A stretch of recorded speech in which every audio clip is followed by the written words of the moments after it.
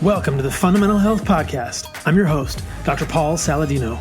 This podcast is the result of my relentless search to understand and correct the roots of chronic disease and illness. In this podcast, I will share with you everything I have learned about how to live the most healthy and radical life possible. Thanks for joining me on this journey. What's shaking, everybody? What is shaking? Did you see the steak dance this week? I hope you did. If you didn't send me a steak dance, you need to send me a steak dance. Anyway, check out the steak dance, hashtag steak dance on Instagram. I just want to see people happy, eating animal foods, happy in general. I'm excited. I'm going to keep steak dancing. I'm going to get everybody that I can on this show to steak dance. You'll keep hearing about the steak dance. In other news, I had an awesome week. I went to Low Carb San Diego. I got to hang out with my buddy Ken Berry. You guys heard that podcast last week. It was super fun. Really enjoyed it. Check that one out. I think you guys will really enjoy it. This week, I had an amazing guest who is really a hero of mine. His name is Gary Fettke. He is an Australian orthopedic surgeon, and he has such an interesting story. So basically, Gary Fettke's story is that he was really concerned about the hospitals in Australia feeding patients, his patients, diabetic patients, lots of sugar. He's in there, trying to remove diabetic foot ulcers. He's having to completely remove diabetic feet. And in reverse of that, they're feeding him a bunch of junk in the hospital. So he wanted to fight against that. And what happened? The dietitians came after him saying it wasn't safe. And the cereal industry in Australia actually put him on a blacklist. And there's this sort of intrigue story. It's almost like a spy story about Gary Fettke. He got put on trial. The Australian Medical Board sanctioned him. And eventually he was completely cleared. And he's become a real hero because of all the things that he had to go through, all the stressful things he had to go through to fight for what he believed was right, which was a low carbohydrate diet, for his diabetic patients, really for almost everybody. So Gary is an amazing guy. In the process of understanding why the cereal industry in Australia and in the world, but his experience began in Australia, was so peeved about what he was saying, he and his wife really went into the history books and tried to understand where the nutritional guidelines came from. What they found was really striking, and you'll hear about it in this podcast. So the beginning part of the podcast is my conversation with Gary about his history, what happened to him, why he was sanctioned, and that'll segue directly into this idea that the cereal companies had it out for him because they saw profits going down, and they put him on a blacklist, and they just really tried to get him. And then we talk about the really cool stuff, the revisionist history part of this podcast, where we learn that many of the nutritional guidelines that we have in the U.S. today came from the American Dietetics Association, which was started by Seventh Day Adventists. And this is not to criticize any religion, but it is to perhaps raise the possibility that mixing religious views, like those of the Seventh Day Adventists, with nutritional policy that affects everyone in the world or country is not the appropriate thing. As you'll hear in this podcast, in the early 1900s, 1915, John Harvey Kellogg of Kellogg's cereals was in a Seventh-day Adventist family. He was a typesetter, and he was really indoctrinated, in some ways perhaps brainwashed. And the concerns with the Seventh-day Adventist church were that meat and animal foods made people libidinous, carnal, right? This is what happens when we get the right nutrients. Our hormones actually work. So the intention with cereals was to use them as a hormonal break, to use them as a chemical castrating thing, as a physical castrating thing. Fiber in cereals will destroy your libido because they're so nutritionally worthless. So it's a really interesting history. It's a great walk down sort of historical avenues and understanding the sneaky parts of how these things came to be and how the Seventh-day Adventist Church is still working in today's world, and how many of the nutritional guidelines and how many of the things we're seeing now are probably related to political, religious agendas. So it's really cool. I think you guys are really going to dig it. I thought it was an amazing conversation. Gary is a great dude. Okay, this podcast is also sponsored by my boys, Ancestral Supplements. I so appreciate these guys. They're such good people, and they make a great product, you guys. It's a grass-fed organ complex from New Zealand. They do nose to tail organ meats, bone marrow, prostate in simple, convenient gelatin capsules. The narrative here is really compelling. Traditional peoples, Native Americans, early ancestral healers believed that eating organs from a healthy animal would strengthen and support the health of the corresponding organ of the individual. If I were hunting an animal, I would certainly eat the whole animal. I would definitely be eating the prostate. It's really hard to get a prostate, so I take the prostate supplement, and it's a really unique product, potentially for prostate health. What we know is that the traditional way of treating a person with a weak heart was to feed the person the heart of a healthy animal. Similarly, eating the kidneys of an animal was believed to support urinary ailments and overall kidney health. Pancreas was fed to people with digestive and endocrine problems. Bovine prostate provided prostate-specific building blocks to nourish and support one's own prostate health. I love this idea of eating nose to tail, and I'm so fascinated by eating more of the organs in my own diet. And I think it's such an interesting endeavor to understand what unique nutrients we might be getting in these organs that are left out in muscle meat. And I really appreciate what Ancestral Supplements is doing here. So check out ancestralsupplements.com to see what they can do for you. They are putting back in what the modern world has left out. Use the code SALADINOMD on their Shopify site to get 10% off. And then, an important question. Are you an insider? What is an insider? A fundamental health insider is somebody who gets my newsletter every week or so. I put in an article that I think is cool. I talk about what's going on with me, what's going on with the podcast, talk about stuff I like. Check it out. fundamentalhealthinsider.com to subscribe. I think you will find value in it. If you don't, you can email me and tell me it stinks and tell me how to make it better, and I will, because I'm working real hard on that thing. Okay, without further ado, on to the podcast, my friends. This one is awesome. You're going to love it. All right, Dr. Gary Fettke, welcome to the show. Thank you for being here, my friend. Yeah, it should be a bit of fun, Paul. I think we'll have a little bit of fun. So we were just chatting before we started recording, and we are here in sunny San Diego. It sounds like you went out for a boat trip this morning and maybe saw some dolphins, or do you see any sharks? No sharks. We've got them all at home. In Tasmania? We've got plenty of... welcome to Tasmania. We've got our sharks and we've got our spiders and our snakes. So, stay away, and I'm going to keep everyone out of Tasmania because it's a perfect paradise. It's got a lot of poisonous... There are a lot of poisonous animals in Tasmania, aren't there? There are a few poisonous dietitians as well. Poison, right? There's a lot of venom. To be fair, we don't have... I don't see that many snakes and that many spiders, but we do have them around. But it's Tasmania is, I think, is the haven when Armageddon hits the planet. We're fossil fuel free with our electricity. We're arable land. We've got a temperate climate. It's a bit cold down there at the moment. It's 2 degrees Celsius, which is I think about 34, 35. Sounds cold.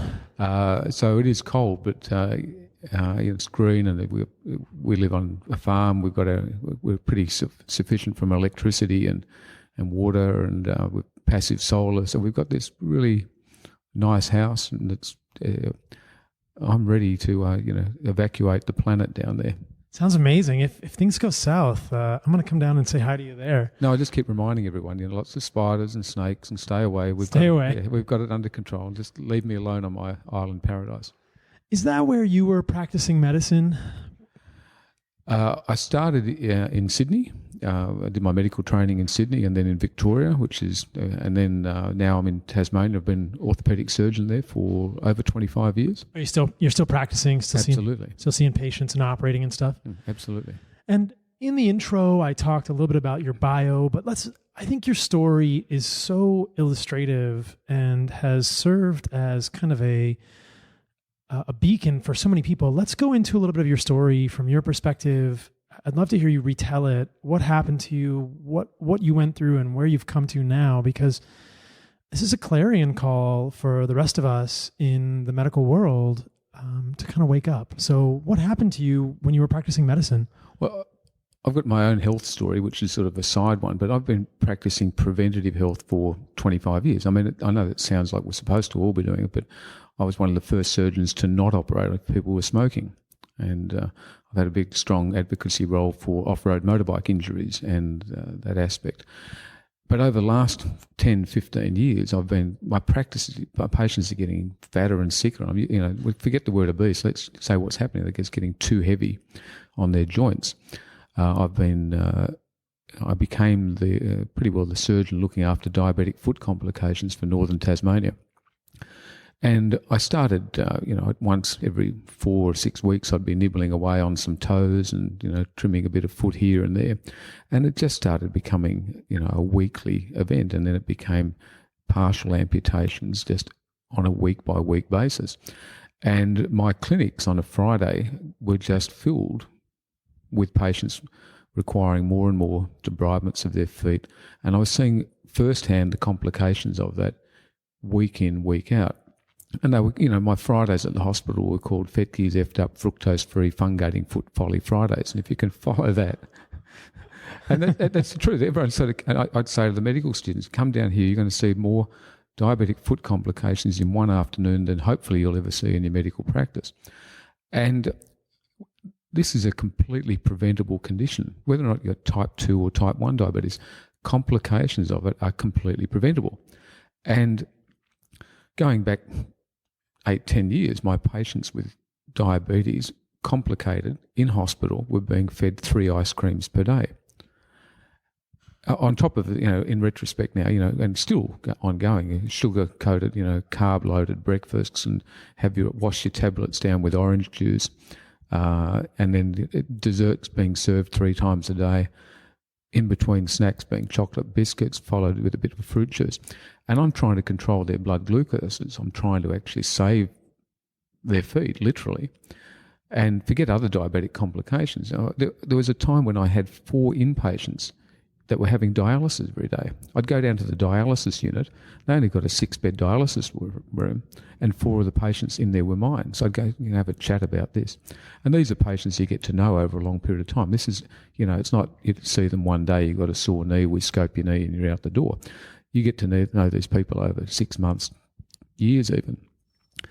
And I'm saying, can you stop serving them all that ice cream? And then I'm being told, hang on, this is the hospital food guidelines. And I said, you've got to be kidding. And so then I started looking into sugar. I had my own health story, my weight. I had a tumour 20 years ago, but I started looking into sugar, and particularly fructose, and that's where it started. And then over a period of time, I went, hang on, gave a medical grand round, a surgeon giving a medical grand round, which was pretty phenomenal, and started talking about sugar. And then I started realising how much junk food's in hospital, how much is being sold by the kiosks. And it's right around the world. It's not just Tasmania. And I started questioning. And then I started recommending we should be cutting down on sugar and junk food. Wow, this is, how dangerous is that? And along the way, the dietitians at the hospital started getting their noses out of joint. And then they involved their parent body, the Dietitians Association of Australia, and then the hospital was put under pressure effectively to silence me. And I said, no. This is inappropriate. We've got to do the right thing by our patients. And then, lo and behold, I ended up getting reported to the Medical Board of Australia on 3 occasions, ultimately, for recommending my patients and ultimately the community to cut back on sugar and processed food. All the time I'm developing this model of nutrition and learning more and having to defend the ground a lot more. And then I came up with that nutritional model of inflammation, which is that perfect storm of sugar, refined carbs, and polyunsaturated oils. And when you put all that together, that's inflammation.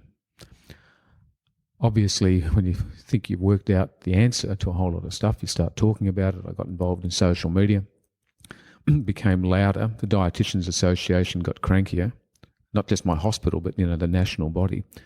And right in the midst of it, and we only found this out in 2018, let's go back 2013, 2014. In 2014, the cereal industry in Australia, the Australian Breakfast Cereal Manufacturers Forum, they meet every 3 months.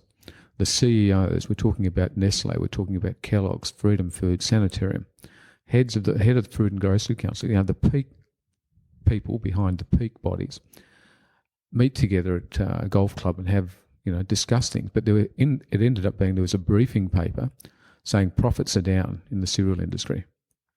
And the concepts of low carb and paleo are to blame. And this whole concept needs to be targeted. And in fact, these 8 people need to be targeted, and I was on that list. And I was the only doctor, the only health care professional talking preventative health in the public spectrum that it was, they're targeted This needs to be targeted defence. So here it is, and we, as I say, we only found this out late last year. But last year you discovered that in 2014, 2013, when you were making your rounds at the hospital and beginning to think, hey, all this sugar and junk food is not doing these diabetics any favors, I'm cutting off their feet, there was actually a meeting. This is the kind of stuff that people think is conspiracy theory, but it's so fascinating to hear that it's actually true and actually happening. It's not a conspiracy when you've got 600 pages of internal documents of the cereal industry. And you guys got a hold of that. Yes. And they actually had your name on a list saying, target this guy. Yeah, with media. We're going to do this by media, and it had the people in the media named that they were going to work with. And what were they planning to do against you? They were just going to start rubbishing us. And then a series of articles come out in the national press. There's social media activity against you. It's really trying to denigrate the person. And, we've got articles where they're saying, and it goes through separate parties, but the reporters are the ones that are actually on that list that are actually painting you in a bad light. This guy's, one of the times I got reported to the medical board for inappropriately being involved in reversing someone's diabetes. What? Yeah, I know. But in the midst of it, then there's this national, the two major national newspapers are there going, there's an article in there saying, well, you can't trust this guy because he's currently under investigation for giving nutritional advice. He's currently under investigation by the National Medical Board. And so, that paints, it's not a good look. And so, it's just putting, doubts in the reader's mind. Oh, crikey, this guy's under investigation by the National Board. Whatever he's talking about is dangerous. I was talking about reducing sugar and processed food and junk food in the hospital environment. And we all, you can't help but laugh. But I thought this was a joke for a few years, but it kept on getting bigger and bigger and bigger. And I get reported again. And then, which is a segue into where things went from there. They came in with one expert witness. And the expert witness at that time, very high profile in the nutritional world, was actually working for Sanitarium, which is a breakfast cereal company. In Australia? Well, no, they've actually got an international spectrum. Right, and we'll talk about Sanitarium in more detail later when we get into where the nutritional guidelines came from. So, I'm here defending the fact that we've got no endocrinologists in northern Tasmania. I'm doing the diabetic feet. It's my role because no one else is helping these patients. And I'm being told, no, that's inappropriate for surgeons to be involved in patient, in nutritional advice. And I'm saying, look, my first letters after my name are MBBS, which in Australia is MD, which is doctor. We all do the same biochemistry, physiology. We all do the basic stuff exactly the same. So since when did my first degree nullify my future letters after my name? And this was just falling on deaf ears. Now, ultimately, they took on board the expert witness advice that it's inappropriate for surgeons because they're not qualified. Who did they think was qualified? Did they say that only the dietitian should be giving advice to patients on food? Indirectly, okay. But and this became in the midst of it. Then there was a Senate inquiry into the medical review process in Australia. I became the test case because of how ludicrous all of this was. And in the midst of that, I presented about the failings of the medical system. And within 2 hours, this is under parliamentary privilege. I don't, similar around the world. If you're asked to give advice to a Senate inquiry, that's pretty high profile stuff. And 2 hours after I gave a pretty adverse, evidence against the Medical Board of Australia, they then handed down a determination against me. The timing was suspiciously coincidental, I think, was what one of the reports was. And that advice was, I am not allowed to provide nutritional advice because by way of my degree, I was not qualified. That's just so staggering to think that in Australia, they said a surgeon, a physician, a doctor could not provide nutritional advice to their patients because, and as we'll find out later, or as is really the root cause driving all of this, because of the radical or counter business interest information that you were suggesting to people, to clients, to patients. And we have that in writing. And so that is it's a sloppy document, but that was what was written down. By way of my medical degree, I'm not qualified to give nutritional advice. So that's a damnation across not just myself, but across all doctors in Australia. And by extrapolation, Tim Noakes was under the same pump at the same time, and Tim and I have become good friends over a long period of time now. Total respect, I think, for each other because we just stood our ground on it. Tim's case was very open in court. Mine was behind closed doors. But we both effectively had the same finding, and it was really appropriate to keep fighting it. And so there ended up being investigations into the medical board as a result of it. They did they effectively bullied and harassed me by giving that advice. They then put out media releases related to this, one specifically naming me, and then there was a second one saying actually doctors can give advice, and then, well, that's silly because that came out a few days after the one saying that I can't. So there was confusion in the population. They were doing some media material which was in fact quite inappropriate putting me in a bad name. And quite defamatory. So we're still in the process of trying to sort all that out. But effectively, the ruling at that time for myself was that if I continued to give any nutritional advice along that line and in any forum, then I was going to be deregistered. And I kept challenging that over and over and over. It had to involve the National Health Ombudsman, and it took another 2 years of fighting and discussing, and ultimately it finally went off to an independent medical board, and they reviewed it and they threw it out within 2 weeks and said, "We're sorry." How did you feel when all that was going down? I mean, how did you feel when you're sitting in front of these people and you're getting told you're not able to give medical advice, you can't give nutritional advice, you can't give nutritional advice to people, or we are going to disbar you, we're going to take away your license? And in your mind, you're thinking, what I am doing here is the most basic intervention that these people absolutely need to have. They need to stop eating sugar. How was that all landing for you? I'll say it's somewhat easier if you know you're right.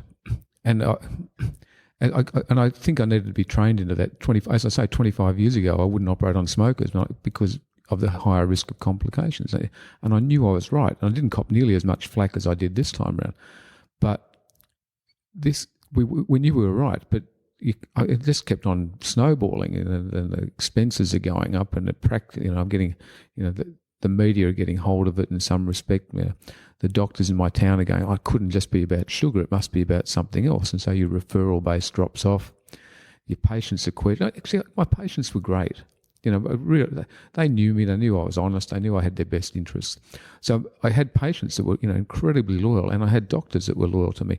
But I know it affected my referral base because people go, "Oh, there's got to be more to that." But no, it wasn't. It was just about I was advising patients to reduce sugar. There was never a case of a patient being harmed. There was no patient complaint to the medical board. There was no doctor complaint to the medical board. This was completely stirred up by the dietitians. Who was reporting you?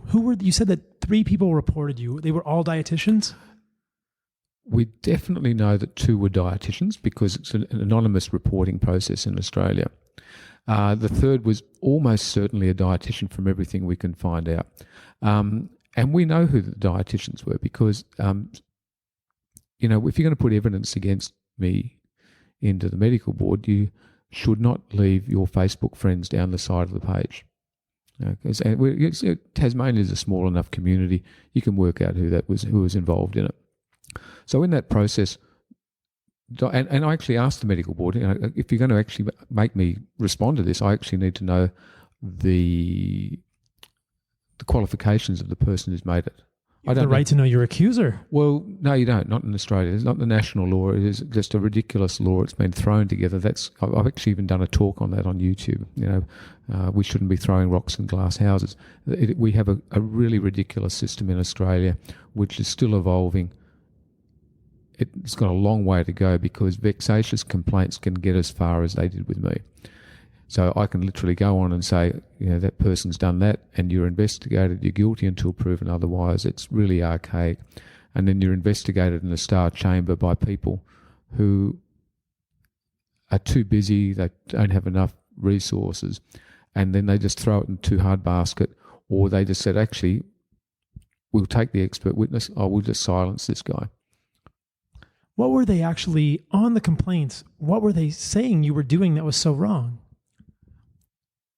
That what I was recommending was harmful and that I was going to cause damage.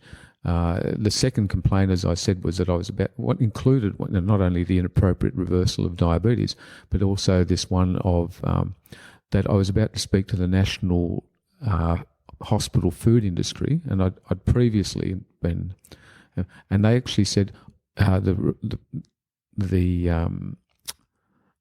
complaint was that I might sway the hospital food industry, which would affect the quality of the food in hospitals and nursing homes, and that was dangerous because what I was recommending was dangerous. But and a couple of years before, I'd actually given a talk. I was invited, both occasions, invited. I didn't go to the hospital food industry. They invited me to speak. And my second slide was, hospital food is killing my patients, which is a figure of speech. The medical board then came back to me and they said, look, we've done a review of the hospital records, and in fact, none of your patients have actually died as a result of hospital food. And I'm going, it's a figure of speech and a talk. And if which effectively it is, in hospital, if you are fed with diabetes, ice cream 3 times a day, those people will leave with the impression that that's what the hospital wants me to eat. And they, guess what? They leave eating cornflakes, breakfast cereal, biscuits, ice cream, fruit juice. And so I do believe that it is effectively killing my patients because they've learnt that bad behaviour in hospital. But the medical board felt that I'd been exaggerating the situation because none of my patients were ever proven to die from the hospital food. Oh my gosh. Yeah. And then that second complaint, they actually asked me to supply a copy of my talk before I gave it. Now that's actually starting to infringe on free speech. I'm an invited speaker. I'm not working for the hospital at that point in time. I'm independent. And so we've got a medical regulator. As I say, this is star chamber stuff. You should not be encroaching on my rights of free speech. And the first rule in medicine is physician do no harm. And it's the care of your patients. I don't care about processed food industry's influence within the hospital. But if it gets in the way of my patients, then I do care. And that's really what this is boiled down to. Did the same thing happen to Tim Noakes? I don't know his story as well as yours, but was it the same sort of thing that he was recommending a lower carbohydrate or a lower sugar diet to his patients and then had legal action or disciplinary action taken against him? Well, no, Tim's was more about, he did one tweet when a woman asked him about whether or not it was safe to give bone broth or, to low carb food or Banting to a baby in transition. And of course it is. That's what we just, I'll come back one huge step. Low carb healthy fat, Banting, paleo, or keto at this point in time. It is the definition of real food. So I've actually like to rewrite the dietary guidelines, and I would like to rewrite them as eat fresh, local, seasonal, whole food based on your culture and environment, reducing added sugars and processed food. Now that is really safe, benign. But if you think about it, if you eat fresh, local food and seasonal, for the vast majority of the year, you're not going to be eating fruit. Exactly. You're not going to have a high intake of grains because they're not actually local, seasonal. You've got to break them with your teeth. And it's low in carbohydrate, normal amounts of protein, and a healthier amount of an adequate amount of healthy fats. It's not dangerous, and that's what LCHF is. That's real food. So Tim and I were both recommending real food both to our patients. He was doing it in a single tweet.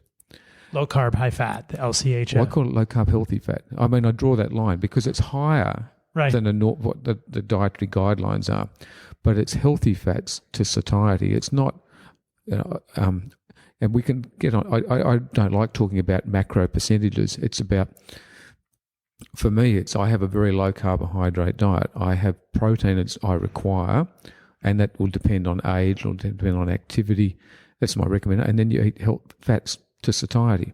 And your body will tell you that if you start listening to it.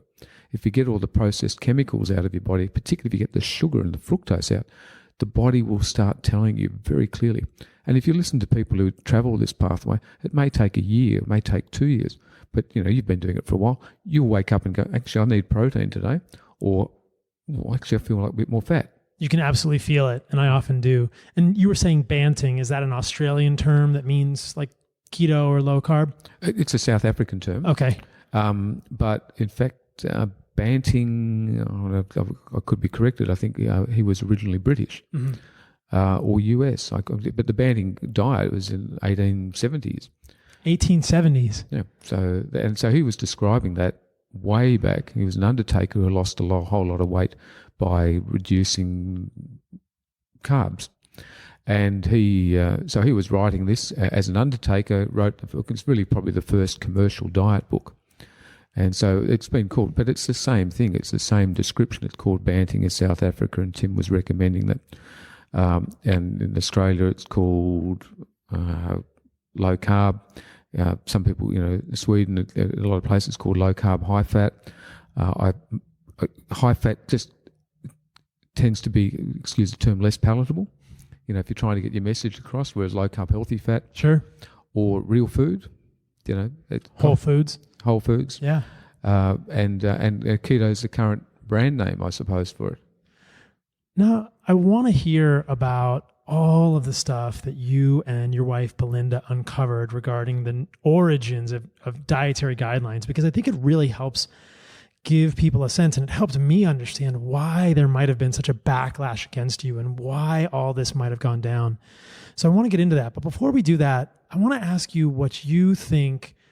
Why do you think sugar is toxic? And then let's talk about grains. So I'm curious what you think the mechanism of sugar toxicity is, because there are people that argue the complete opposite side of the equation. Ray Peat, people on the Ray Peat. Ray Peat is an American. Are you familiar with Ray Peat and his work? Yeah. So I'm curious what your thoughts are about the toxicity of sugar. I completely agree with you that sucrose, which is a disaccharide of glucose and fructose, if I remember properly, I agree with you. That I think it's a very toxic molecule for humans. But I think it's also interesting to look at the nuance and the detail there. What do you think is so toxic about, are we talking sucrose? Do you think glucose is toxic? Is it the fructose? What do you think? Well, I've got a website, nofructose.com, and that's really where it started. Bearing in mind that the final metabolism of fructose was probably only described in about 2010 by Luke Tappy. So it's brand new. It's not in our textbooks. It goes fructose 6-phosphate, and then nothing. So I've gone back and looked at my old textbooks. In glycolysis. And that's where it is. So the modern understanding of fructose metabolism, and even the current textbooks, are very, very poorly. It's not there. So virtually most, and I've got to be honest, I haven't looked in my current medical students' books to see what's in their physiology book, but it's brand new. So it's generations of people don't actually understand fructose metabolism. And we now know more about it. And so the long and the short of it, fructose gets metabolized down a few different pathways in the liver predominantly. Fructose has an aldehyde pathway, so it has an alcohol pathway. So all the byproducts of alcohol are pretty well there in the liver. It has a uric acid effect as well, in the fact that it inhibits, that uric acid byproduct inhibits a whole lot of things related to a thing called nitric oxide. Nitric oxide is a major regulator of circulation to the brain, to all of our blood vessels, hypertension, and it's also involved in the inflammatory cascade of how white cells migrate into damaged tissue. It's also got a major pathway of too much fructose going down into the LDL cholesterol pathway. So that's that. In fact, the small dense LDL is one of the end products of it. So which we seem to think is actually the major component involved in arterial disease, microvascular disease. So excess levels of fructose correlated with higher levels of small dense LDL. Yes. Possibly through insulin-resistant mechanisms like we can talk about. And it's got pathways through it. It affects insulin resistance. So fructose can cause insulin resistance? It's tied up at the muscle level. It's got involved in the leptin effect as well. It also has a hypothalamic response. It actually goes to the nucleus accumbens, which is the addiction center. It's a really important molecule. And the small amounts that we would normally have in nature, which is eating seasonal fruit, are probably okay. So if you are literally a hunter-gatherer and you eat your seasonal fruit, and you're remembering that fruit in nature is there to be eaten, in fact stuffed in your face, so you can actually eat, which gets turned into fat for winter hibernation. That's what, if you think about fruit and fructose and think about I'm eating it to get fat for winter, then it drives all those behaviours. It actually gets stored as fat. There's effects on the brain to actually make you eat more than you possibly can. And in Australia, we've got possums that will come through and strip a fruit tree bare in a night about 2 or 3 days before the fruit's actually ready for us to eat, because they want it to get fat. Bears would want it to get fat for winter hibernation. So just think about what fruit does. It drives behaviour to get fat. So forget all the biochemical pathways are there. And if you actually eat too much fruit, you see monkeys in the wild that actually get drunk. Yeah. And if you eat too much sugar, guess what? A few hours after you've eaten it, you get fall asleep. So, and we see it with kids at a party. If you give kids at a party sugar, they'll go and run around crazily, and then a few hours later they're cranky and tired, and so you can almost see that drives behaviour, agitation. A few hours later makes you want to lie down and rest. So that's sugar. Just imagine, if we gave everyone on the planet sugar at the one time. Well, you'd see anxiety, you'd see depression, you'd see you'd see all the emotional responses that we're actually seeing in society today. And guess what? Everyone's having sugar at the one time at the moment. So, it's just look out the street window. It's all happening in front of us. So, but again, it's the excess. So if you have your fruit in season, and I often talk about that environmental thing in that food guideline, our latitude, our exposure to sunlight, our exposure and production of vitamin D actually determines what happens with the metabolites of fructose. So in a tropical climate, you can actually have more fruit in your diet because you've got actually more sunlight exposure, so you're actually getting rid of those LDL particles at a subintimal layer in the blood vessels. Whereas the more temperate you get, the further you get away from the equator, probably the less sugar you can cope with, the less fruit you can in your diet. So I think it's fascinating. And again, this is all brand new stuff, but if we actually look at fructose in excess, then that's a problem. The thing where carbohydrate comes in, which is where the grains, the cereals, is that, and that was a real clincher for me in 2013, is a thing called the polyol pathway. The polyol pathway actually is where we convert excess glucose into fructose. And back to a 1970s paper, if you are insulin resistant or with an elevated blood glucose, then you don't convert. So normally you convert 3% of glucose in the bloodstream to fructose. That's called the polyol pathway. But if you in fact are insulin resistant, you're in fact turning 30% of the glucose into fructose. So when people are having high carb diets, they're not actually just having the fructose half of sugar in their diet.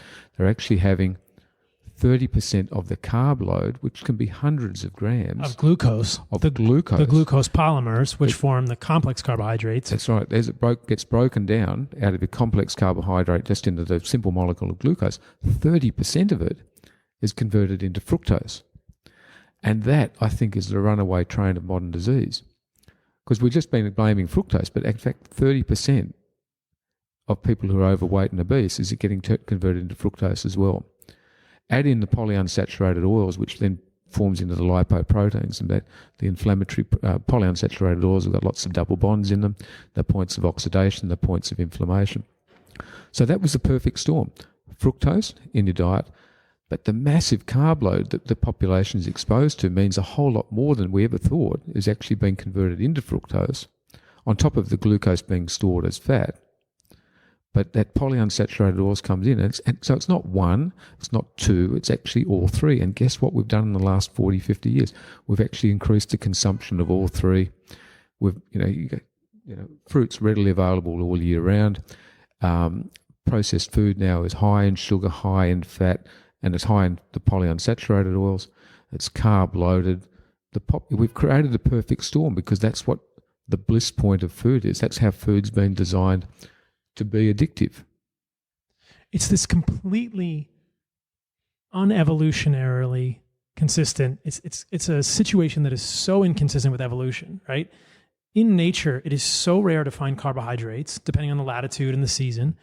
It's very rare. We would never have found seed oils. We would never have found polyunsaturated fats like you're talking about.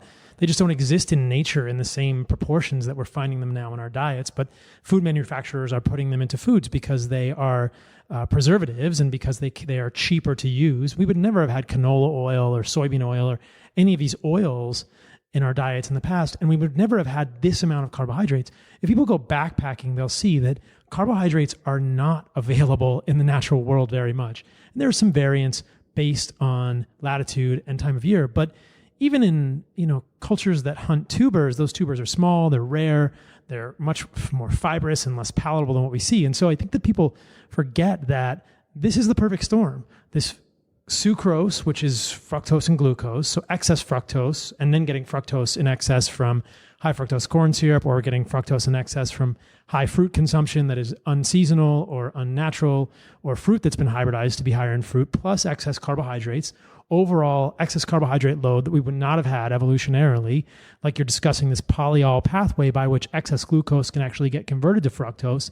And that in combination with seed oils, which people like Tucker Goodrich have talked about, these highly polyunsaturated oils with multiple double bonds, which are very susceptible to electrophilic attack, becoming free radicals and lipid peroxides, basically creates a whole lot of dry wood and a lot of sparks, and it just creates inflammation. It's just a fireworks display next to somebody that's smoking a cigarette all the time. It's just waiting to go up with a bang in terms of inflammation. And I think that's because it's evolutionarily something we would have been programmed to get because it was so rare. And that evolutionary program is having us seek things that will help us survive. And now we have it in abundance, and I think manufacturers have figured this out. Those fat cat cereal manufacturers at the golf course in 2014 who were plotting against you, they figured it out. They figured out that if you give humans the evolutionary rare foods, they will go crazy for them because our programming is telling us to get those foods because they're so rare, because they're so caloric. We have no satiety mechanisms around them. But what they're all doing is they're just drugging us. They're kind of making us the rat in the cage with this irresistible food, because it just short circuits our neurobiology and our evolutionary programming. Yeah, I actually call it Soma from Brave New World. Effectively drugging out the population. Soma is a compound in that book that was to keep the people happy. Right. Exactly. I couldn't agree more. And so I reread Brave New World only a year ago, and guess what? It's happening. And the opiate of the peoples. Just keep everyone happy, and then throw in a bit of ongoing, lots of platforms, social media, reality TV. Let's just keep everyone happy, subdued, sick, requiring the pharmaceutical industry to keep us all in that position. We don't have a health system, we have a sickness industry. And we can break out of it. That's the really fascinating thing. So, over the years, I've been talking about the science. Other people on your podcast around the world are talking the science. But my medical board wasn't listening to the science. They were listening to the influences that were affecting it. So Belinda's work has been significant over the last several years. She's been saying, you guys are talking about the science, but nobody's listening. So why isn't anyone listening? And what she's uncovered has been related to that, and it's phenomenal. And I implore everyone to actually start looking at her work, and certainly what's going to be coming out over the next 12 months. But effectively, she said she looked into the expert witness against me, and the expert witness, very high in the nutritional world, a recent president of the International Union of Nutritional Science or Services. We can come back to them. But at the time, he was working for one of the breakfast cereal manufacturers. And it's literally, I'm just an orthopaedic surgeon in the back end of the world in a place called Tasmania. And at the time, I only had a couple of thousand followers on Facebook. And sure, I was making a little bit of noise, but I'm just a little guy. Why bring in one of the world's biggest expert to hit me? It's like hitting using a sledgehammer on a mosquito. It's just completely disproportionate. And then she started looking into him, looking into sanitarium, in fact, looking into what his partnerships were, including his wife and who she was working with. And then we've come across the role of the cereal industry, the role of the food industry, the pharmaceutical industry, and in fact the Seventh Day Adventist Church, and the role of ideology in this. And we held on to this information for a couple of years because we couldn't believe it. And so, ultimately we put it all together. We went and caught up with some friends in Wales, Zoe Harcombe and her husband, and Marika Sorbus flew in from Cape Town, and we just said, we want to tell you a story. And there were 5 of us in a little Welsh village, and there's no use ever trying to track Zoe down because Welsh names are completely impossible to find out. And we sat there for 5 days with 5 laptops going, the 5 of us trying to disprove what we'd found. And at the end of 5 days, they said, you're absolutely right. So what we've in fact found, and so we talked about this in 2017, CrossFit Games, and there's a talk that I've done about the central role of nutrition in everything, which brings a whole lot of it together. Belinda's given some talks since then. There's a few podcasts out. The cat's out of the bag now. Effectively, we have our dietary guidelines that have been written by the cereal industry based on the ideology of the Adventist Church, which is the Garden of Eden diet. That's the vegan diet. So if you look at the food guidelines now... And these are not just Australian food guidelines. These are worldwide guidelines. If we look at the food pyramid, we look at the My Plate, we look at the Australian healthy food guidelines in Australia, you look at whether it's happening even in Canada recently where they're changing it up. They are cereal-based, anti-meat, anti-dairy, rapidly vegan, vegetarian. And if you look at, and we've done the evolution over the last, I did that in my talk. Look what's happened over 100 years. This is what it was in the 40s, the 50s, the 70s, and the 80s, the 90s, and this is where they are now. They've evolved. And when you realise that they were started by the Adventist Church in 1917, Leonard Cooper was the initiator of the American Dietetics Association, October 1917. She was working for John Harvey Kellogg in that time frame. She was a Seventh Day Adventist. She was a vegetarian, probably vegan. The term vegan didn't start until the 1940s. And the whole cereal-based thing came through. Now, everyone thinks, crikey, that couldn't possibly be, but the American Dietetics Association model was followed right around the Western world, the United Kingdom, Canada, Australia, New Zealand, South Africa. Those people then effectively writing the dietary guidelines for each of those countries.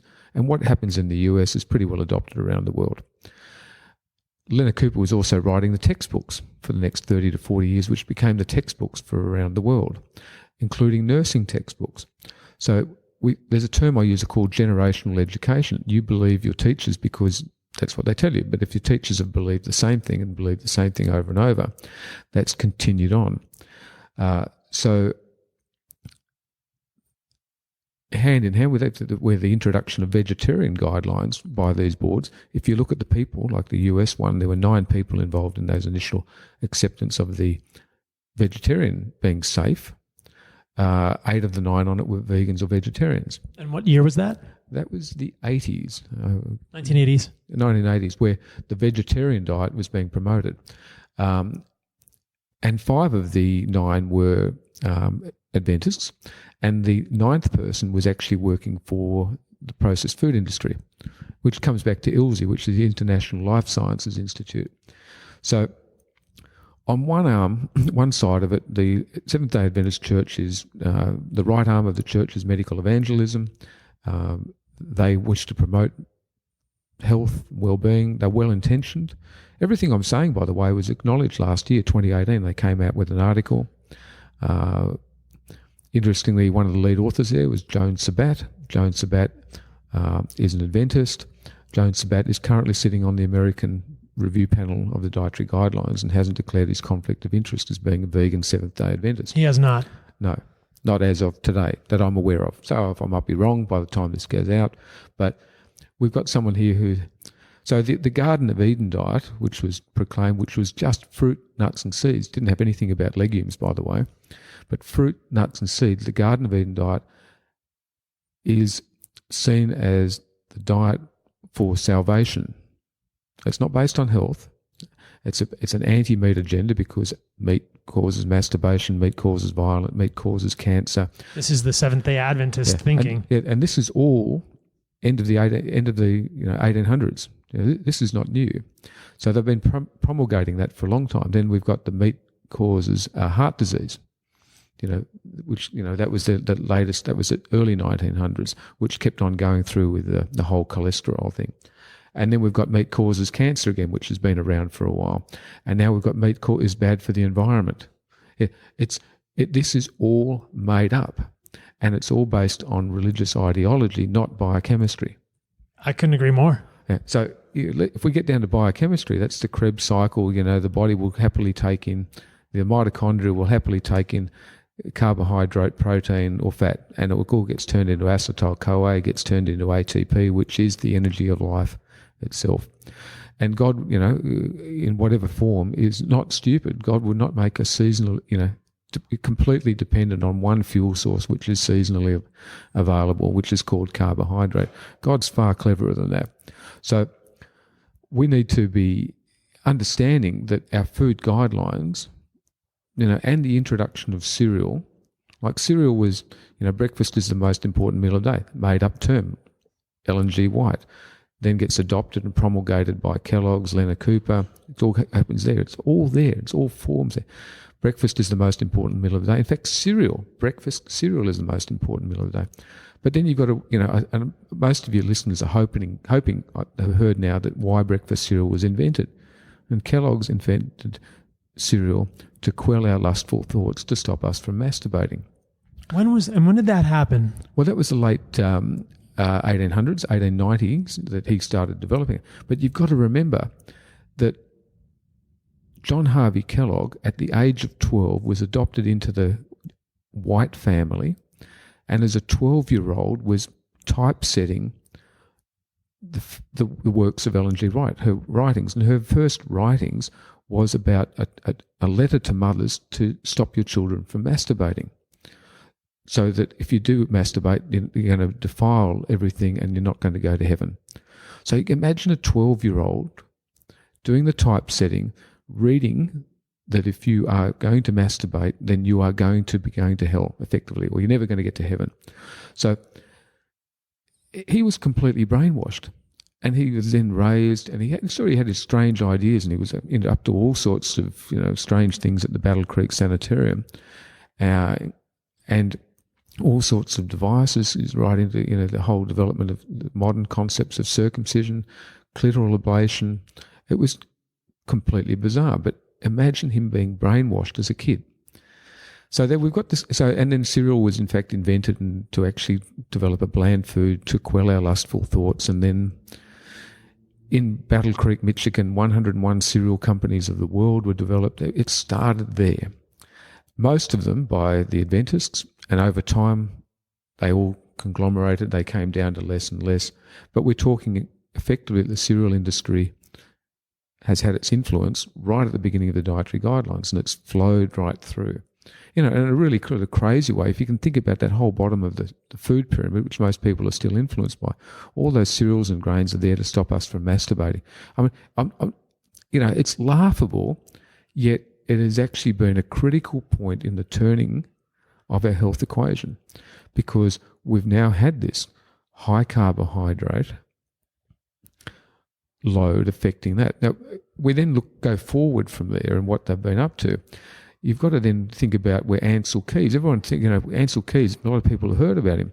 But the question is, what was influencing Ancel Keys? And really, really interesting stuff there. Ancel Keys was doing his starvation diets, and the people who was doing the starvation diets were the conscientious objectors. The conscientious objectors were the Seventh Day Adventists. So he was clearly around the Adventists and their low-fat, anti-meat philosophy. I'm not saying he was, but clearly there was influence at that point in time, and before he started doing all of his studies. His 7-country study, which was, I believe, in the 50s. Yeah, but go back to the 40s, he had a significant involvement in those starvation studies. With the Seventh Day Adventist population. With their message. Right. Yeah. So, because everyone's blaming Ancel Keys, but we've said, okay, we've gone back before that. Well, Belinda's gone back before that. Who influenced Ancel Keys? Where were we? And that's where it came back to 1917. And then she's gone back to the whole temperance movement climate in the 1850s. Which was, if you look at that time frame, we had a period when water wasn't sterile, so people tended to drink more alcohol or a light beer, and so therefore people were half drunk, and therefore there was more violence and there was more infidelity. It was also the time when people came in from the farms into the cities, so the men were more alcohol, more violence. They were away from their families and promiscuous and all that sort of thing. You've also got a time frame when meat wasn't available from the farm; it was being transported in. So the meat transported in, by the time it got there, it actually wasn't safe to eat. So I'm actually okay with the anti-meat agenda in the 1850s. Before refrigeration. So you throw into that to try and preserve the meat, they salted the meat, but the salt wasn't enough. So again, where do we get this myth about meat being bad for you? Well, actually, maybe it was before refrigeration. Where do we get this myth that salt's bad for us? Well, maybe it was before refrigeration because they salted the meat, the salt wasn't as good. Pork transported badly in comparison with maybe beef. So pork's worse for you. It's all tied up there in history. And we can't go back to the 1850s to unravel it. We can only look at the texts that came through from that and the origins, particularly of the Seventh Day Adventist Church, and of which the writings of them have been, they're all there. There's significant amounts of them that are there. And when you look at it, it's all happening. Now, as I said, Joan Sabat in this article last year they've actually acknowledged everything I've said here. And where is that? Where can people find that article? It's a journal called Religion. Okay. And I think it's the role of the Seventh Day Adventist Church in affecting the food guidelines. I'll see if I can find it and link in the show notes. Yeah, it's there. It's on. There'll be a link to it on the I Support Gary website and Belinda's work there. I think the articles are Where Did the Meat Go? Mm-hmm. So it's all there. It's all acknowledged. And in fact, Belinda's work is actually acknowledged in the references. So the Seventh Day Adventist Church acknowledged that she knows more about the Seventh Day Adventist Church than they do. And so Belinda's been contacted by current Adventists, past Adventists, acknowledging everything that she's talking about is right. So we're not conspiracists. We're not actually, and we're not anti-religious. Belinda used to be a Sunday school teacher. She's found this incredibly confronting and challenging. But as it's turned out, we're seeing their influence further and further. And the Adventist Church over the last 100 years has positioned people into the highest levels of the dietary guidelines within the World Health Organization, within the United Nations, within the advisory boards across the world, within the US Congress. It is just fascinating how far it's gone. But they have a purpose, which is promote the Garden of Eden diet, the vegan diet, to the point where it's there for salvation. And when it happens, when enough people know on the planet Christ will return. And I'm okay with people having a belief based on ideology, and what they want to do with it's fine, but it shouldn't be forced upon the food guidelines which determine what my children eat in school, what my family are forced to eat in hospitals, nursing homes, what happens with our prisons and our defence forces. And that's where it is. That's our beef, literally, excuse the pun. That's our issue. We need to actually get it out. It shouldn't be the go-to defence mechanism. The default position on a computer is safe mode, isn't it? The default of our biochemistry is nutritional ketosis. Because if we've got no food to eat, we go into nutritional ketosis. When an animal's sick, they go into nutritional ketosis. And actually, nutritional ketosis gets your phagocytes going, your macrophages, your white cells. It actually brings into response the right amount of cortisol. You mobilize everything. Nutritional ketosis is a safe mechanism for the body to go on. A high carb mechanism, which is forced upon my patients in hospital, actually slows up their immunity. And we won't have time today to talk about the fructose effect on phagocytes and why almost used a four-letter word, but why on earth are my patients, when they wake up after an anaesthetic, given jelly, ice cream, fruit juice, white sandwiches, which is having an immediate immunological effect. Immediate. And it's also fructose, so it's shutting down the blood vessels. Not a lot, but just a little bit. And so in my hospital, in my private hospital, my patients can wake up and get some soup and cheese. It's only taken 8 years to get to that point, if they want. And again, I don't force it down anyone. It's just and I have a lot of patients who are low carbers, and they come into hospital and say, "We can't believe this food; it's terrible." I said, "Well, if you want, you can order bacon and eggs for breakfast. You can ask for soup and cheese when you wake up after an anaesthetic." But that's taken years to get, just a little milestone. Such a long journey. So what you're saying with regard, and this is what's so interesting, when I heard Belinda's talk, Belinda has a great talk on YouTube, which I can link to in the show notes as well, because this is so interesting. And this is one of the things that I wanted to communicate to people through this podcast, this idea that the nutritional guidelines in the U.S. from the U.S. Dietetics Association began with a religious agenda, connected with the Seventh Day Adventist Church, connected with Lena Cooper, connected with people, John Harvey Kellogg, who was influenced by the Seventh Day Adventist, who was essentially brainwashed when he was a child. And their intentions, I think, were not malicious. But what is happening is that they are trying to prevent libidinous activities, which is probably the way a human should be. When we have working hormones, we do have sexual urges, but it sounds like their entire intention is to prevent carnal desire, to prevent us from having a hormonal system that works by replacing many of the foods in our diets, which are nutrient rich and which allow us to be hormonally healthy, that is meat and animal products, allow us to thrive, with carbohydrate, grain-laden cereals. So as you were saying, John Harvey Kellogg had the intention of creating cereals to help control sexual desires at a time in human history when there was a lot of alcoholism, when there was a lot of infidelity, when the Seventh Day Adventist Church saw a real need for this sort of intervention. And so I like what you're saying, that we're not saying that religion is bad or that these agendas are malicious, but I agree with you that it does not seem like the right thing for humans to have nutritional guidelines based on control of normal human physiologic processes with increased grain diets, and we should not be told what to eat. And the other thing that you're saying, which is so impactful, and I want people to be aware of, is that the Seventh Day Adventist Church has a great amount of influence now, and they are highly influential on a number of nutritional boards. They're in the highest levels of government, and this kind of explains what we're seeing today, that so much of the agenda, so much of the political agenda around food is going plant-based because of this political influence that the Seventh Day Adventist Church might be having. It gets more complicated or simple from there. You have to realize that they were the birthright of the cereal industry of the world. They also effectively started the soy industry, the Western soy industry. So Harry China Miller, which is a Adventist doctor, effectively brought soy from the East to the West, infant soy formula. So they're effectively behind the soy industry of the world, the commercial side of it. And they started the alternative meat, the fake meat industry. They were John Harvey Kellogg came up with nut meat analogues in I think 1890s again. A very clever guy, invented this stuff.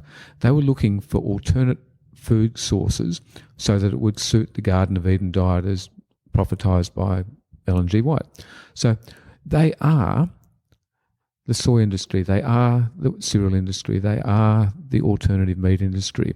And if you track most of these industries down, they are all tied up. They're incredibly wealthy church. They're only small in number, highly influential.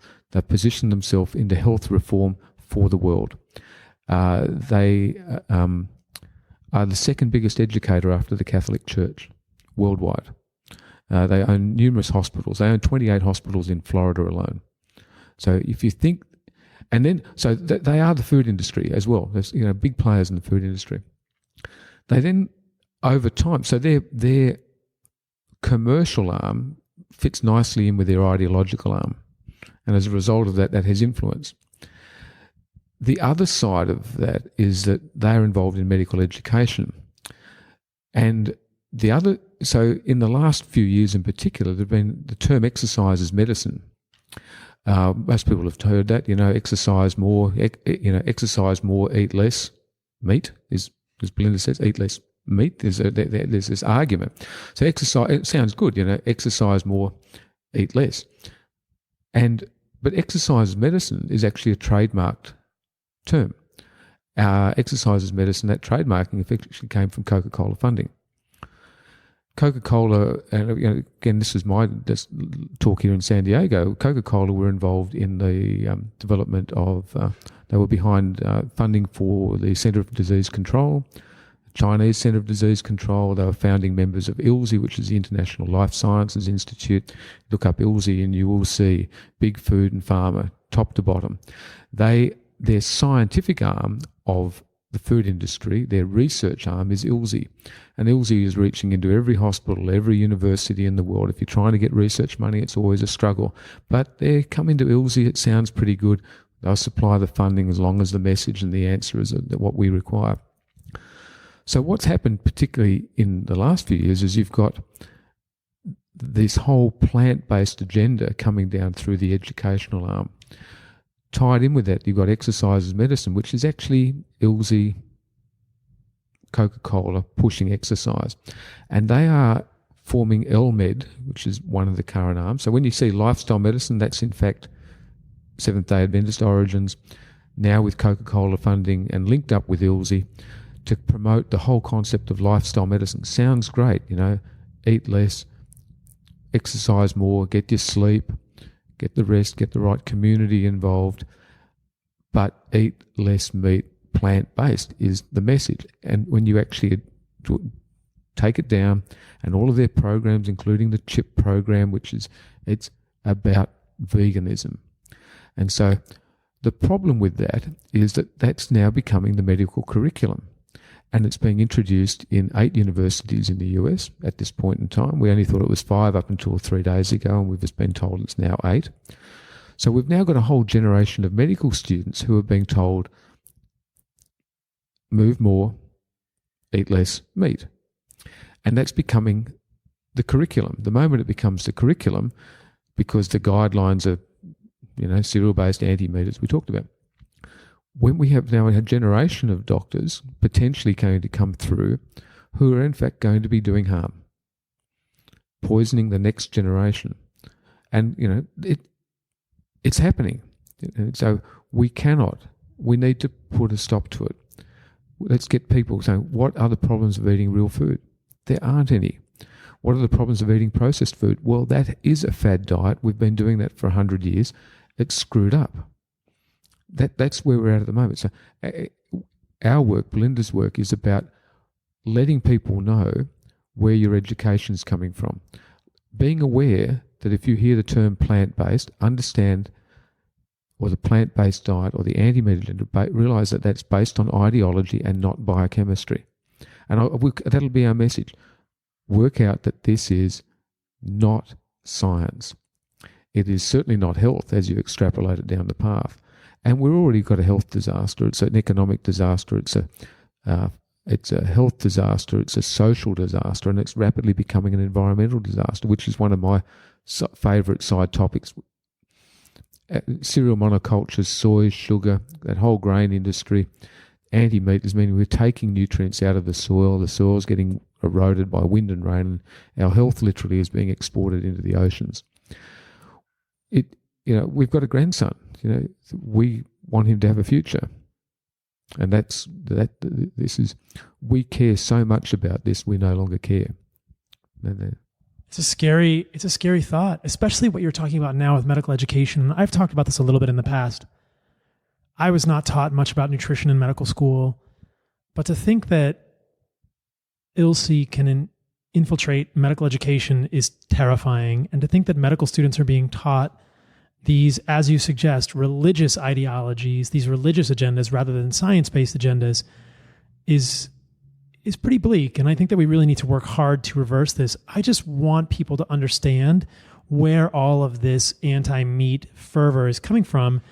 And I think it's quite revealing to understand that it's probably coming from religious agendas, from the Seventh Day Adventist church, rather than science. Because I was talking to a friend today, and he's been eating a carnivore diet, or he's been trying to eat more animal products, and he's trying to source them as well as he can. And he's talking to people at work. He works at Apple.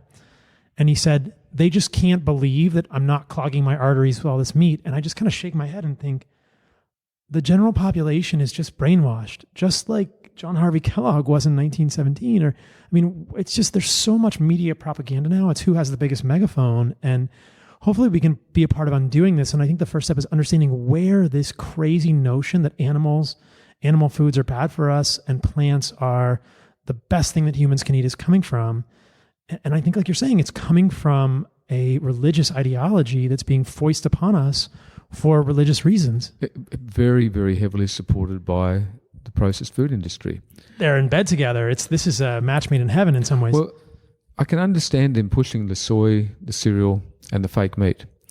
But it's a really interesting combination with Coca-Cola and the exercise as medicine, because Ellen G. White didn't like those vices like too much sugar. So clearly there's been a compromise for the two to come together. And we call it the Church of the Adventists and the Church of Coca-Cola have linked up. They started working together in 2010, 2012 become a little bit more of a link, but it seems as though there was a significant injection of funding by Coca-Cola 2014. And you can see that in retrospect as to what's happened. Is there evidence that Coca-Cola is funding the Seventh Day Adventist church activities? I'd love to get into everyone's corporate books, wouldn't I? Look, we know that there are very senior people within Coca-Cola who are Seventh Day Adventists. So they've bedded down together in the last few years. That's the only conclusion we can draw. And so, look, I think it's interesting times. I mean, the most important thing is when I'm being educated, I'd like to know where my education is coming from. And the more we've looked at it, the more we've realised they're vested interests. There's corporate sponsorship of my textbooks. There's corporate sponsorship at a medical school of literature, of research. And the trouble is I've come to distrust it all. And so therefore, I come back to my food guidelines. What can be wrong with eating fresh, local, seasonal food, whole food, based on your culture and environment, reducing added sugar and processed food? Like we've been doing throughout our entire evolution as humans. If it comes in a plastic bag or a cardboard box, it's been processed. And so I don't know the truth in my science, in my medical education now. And that's been confronting to me. But when you start looking into it, I have become very doubtful of everything. Thank goodness I'm an orthopaedic surgeon. If something's worn out, I can put a new part in there. If it's broken, we can put it back in place. I thank goodness I'm in a medical specialty that I'm actually okay with. I'm comfortable with what I'm doing because it's pretty basic. But if I was a general physician or in general practice and having to work out what drugs I should or I shouldn't be doing, I do know from my experience that if you actually put people back on a real food or a proper human diet, which has been there for evolution, that PhD, that's a proper PhD now, isn't it? A proper human diet, and can Ken Berry and I have been chatting about that the last few days. I had a good old chuckle about it, but that's the doctorate we all need. It's a proper human diet. And we know that we see people get better. We see them get rid of their diabetes. I call it LCHF, and I call all this the proper human diet. This is a fad diet. It's food against diabetes. And so we can turn around a lot, and we can get people off medication. All of this is incredibly disruptive. Everything I've just said is disruptive. It means taking your buying dollar away from the corporates and putting it back in your local community. It means not requiring medication. It's taking money away from the pharmaceutical industry, away from the sickness industry. You as an individual can make that decision today. You can make those decisions to change your buying power this afternoon. If we all do it, it's incredibly destabilising. And I've got the internal documents from the cereal industry. They are hurting. For them to do a briefing document back in 2014, the cereal industry is hurting. That's buying power. The cereal industry are being hammered on sugar. They've been hammered on carbohydrate now. Their last bastion. What's their last bastion of defence? Why do we need to have cereal? Fibre. Fibre, okay. So therefore, if we take down fibre, okay, then the cereal industry is gone. And guess what?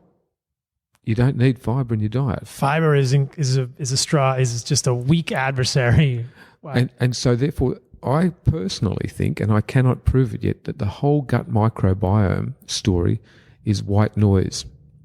It is literally smoke and mirrors to keep us confused about the benefits of fibre at this point in time. There's clearly something in the gut microbiome. I'm not saying it's not involved in the development of a whole lot of micronutrients in the body, but the requirement of cereal in your diet for that, sure. And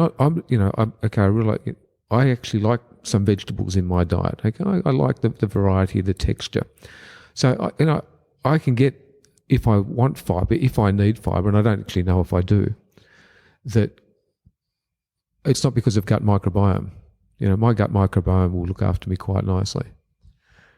I will hopefully do many more podcasts in the future about the non-necessity or the dangerous implications for plant-based fiber and the gut microbiome, but I do not, for the life of me, I cannot figure out where all of these nutritional figureheads are getting this often repeated as canon notion that we need plant fiber for a healthy microbiome. And I would encourage everyone listening to question that notion vigorously, because I have not seen it in literature at all. I think that it is, again, smoke and mirrors, and I agree with you completely. And I wouldn't be surprised if this is just the last bastion of them holding on to some semblance of value for carbohydrates or plant-based carbohydrates or whole grains. Because if you look at the literature, I have not seen the literature to support the idea that we benefit from plant-based fiber from a microbiota perspective.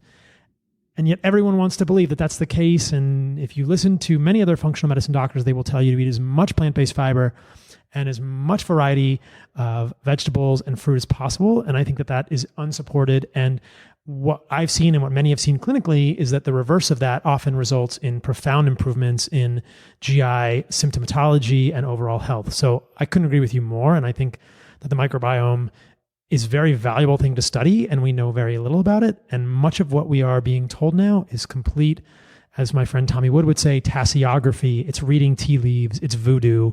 And that is unfortunate. I think it's misleading the general public in a major way.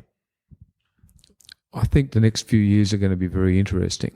Hopefully they're not quite as troublesome as they've been for me for the last several, but it's nice to coming out the other side to a degree. We've still got work to do. We've got doing a lot of mentoring work, a lot of support work. And I think Belinda's work is critical as we move forward to actually understanding more and more about who the vested interests are, but particularly the individuals right today who are shaping our education and our food policy, because that's what's being determined in our schools, hospitals, nursing homes, defence forces and the prisons.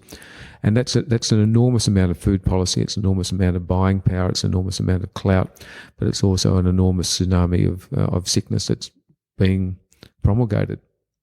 I'd sat down with Ken Berry this weekend as well, And I think that as people are listening to this, maybe they're feeling a little bit despondent, but I will just add a little bit of a ray of hope here.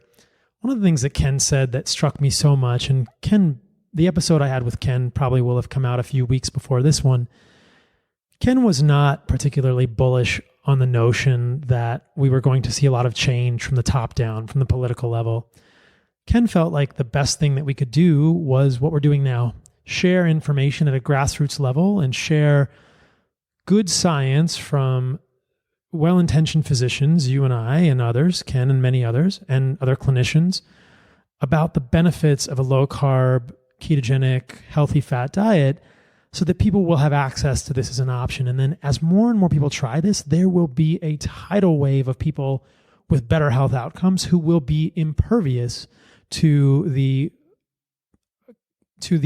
antagonistic propaganda that will come against low carb, high fat diets, because they will know for themselves, they will know without a shadow of doubt that they feel better, that their health conditions have improved when they have changed their lifestyle. Because I think that the most vulnerable populations are those who are kind of in the middle, who have not tried low carb diets, who have not tried carnivore diets, and they're just thinking, what should I do? Should I go vegan? Should I go more plant-based? Should I go more keto?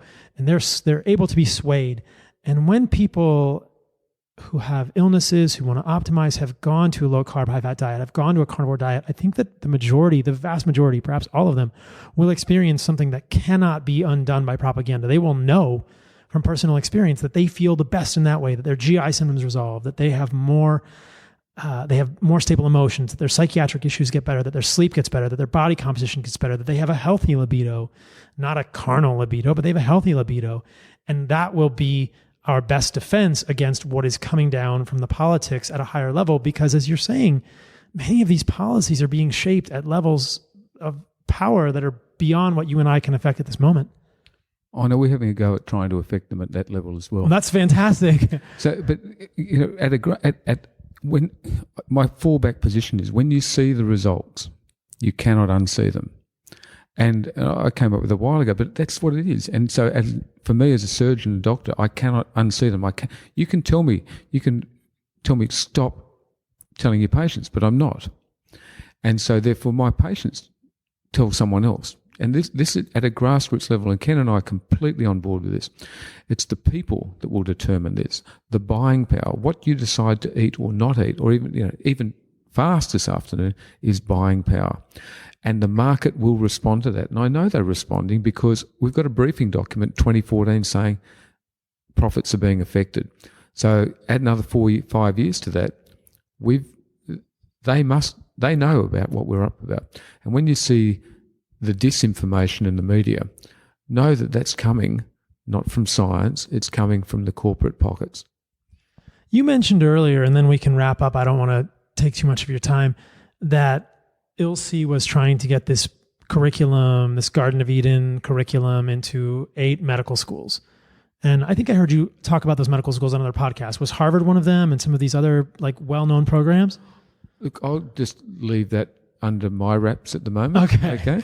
But Harvard, we could look at the origin of the Harvard nutrition, and that goes back to the food industry. Actually, I can't remember if it's 4 or 5 leading food companies started Harvard Nutrition. This is even the nutrition, the School of Public Health. Yeah, the nutrition school. Walter Willett. It was started by the food industry. Nutrition Reviews was started by the food industry to actually advocate for their product. Walter Willett, by the way, was also right there at the beginning of lifestyle medicine when it was known as the American College, the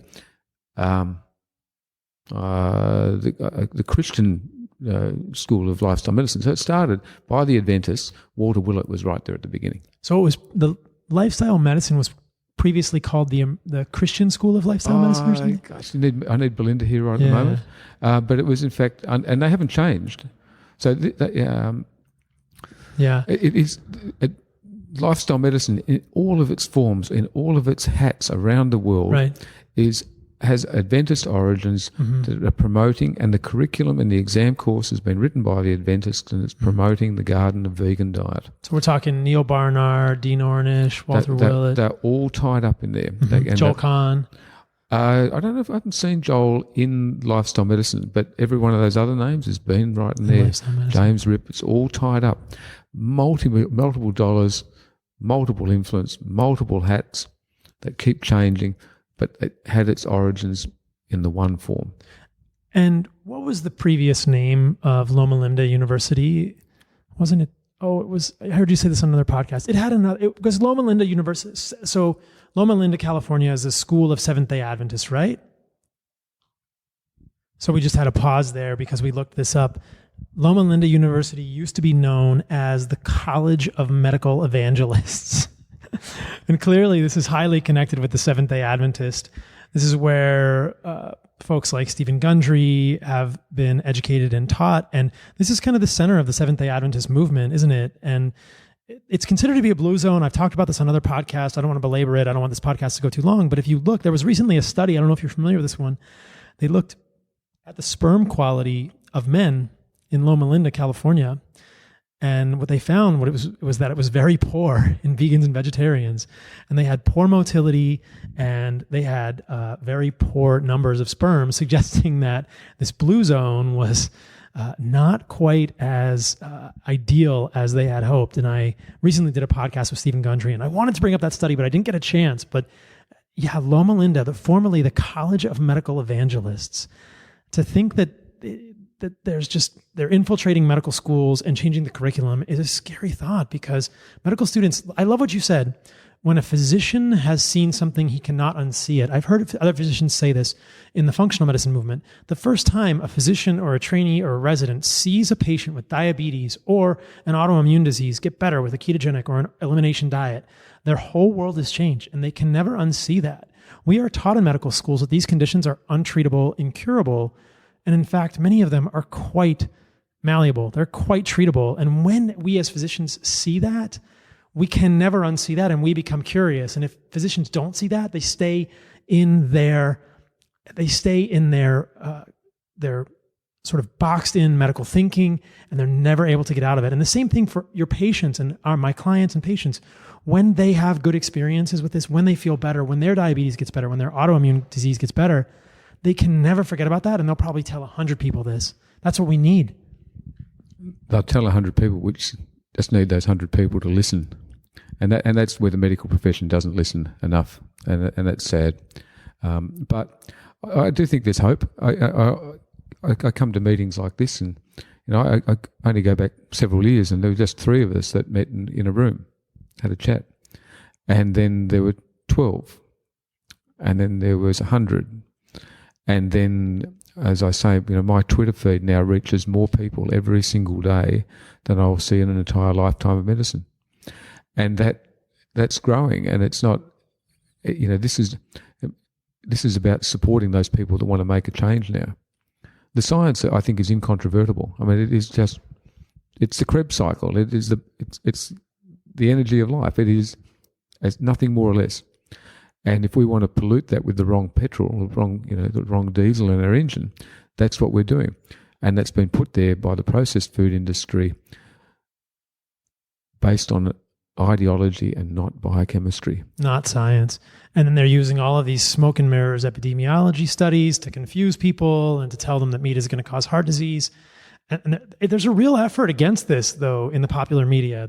And I tell people generally, when you see a study that says meat is bad, dollars to donuts, that is an epidemiology study. And when you and I can talk about the biochemistry, and when we can get in a room and debate plant-based physicians, they will have nothing but epidemiology, which is observational research.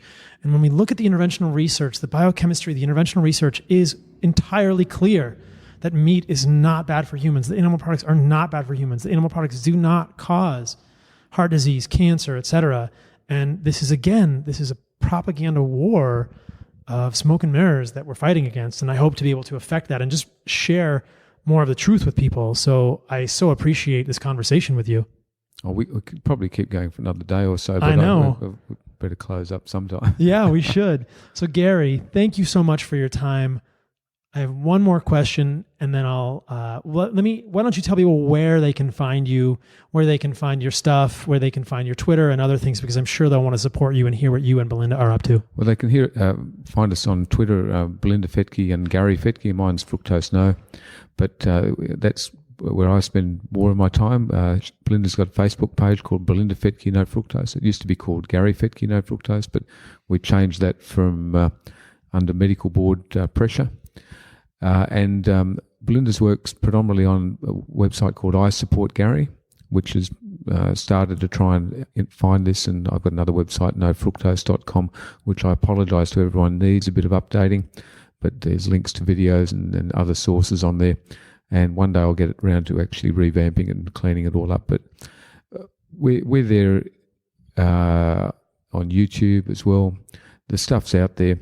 And it's really important that we just keep that message going, because when you start finding out about this stuff, you just go, we need to let a bit more people know. And I think it's starting, and I think it can't be stopped at this point. The truth can't be stopped. Nobody likes being conned, and not when it comes to your health. Yeah, right. Yeah. And so I was conned for too many decades, but I'm not anymore. Not anymore. All right, this is the last question I ask all of my guests. What is the most radical thing that you have done in the last month? In the US, we use radical like cool.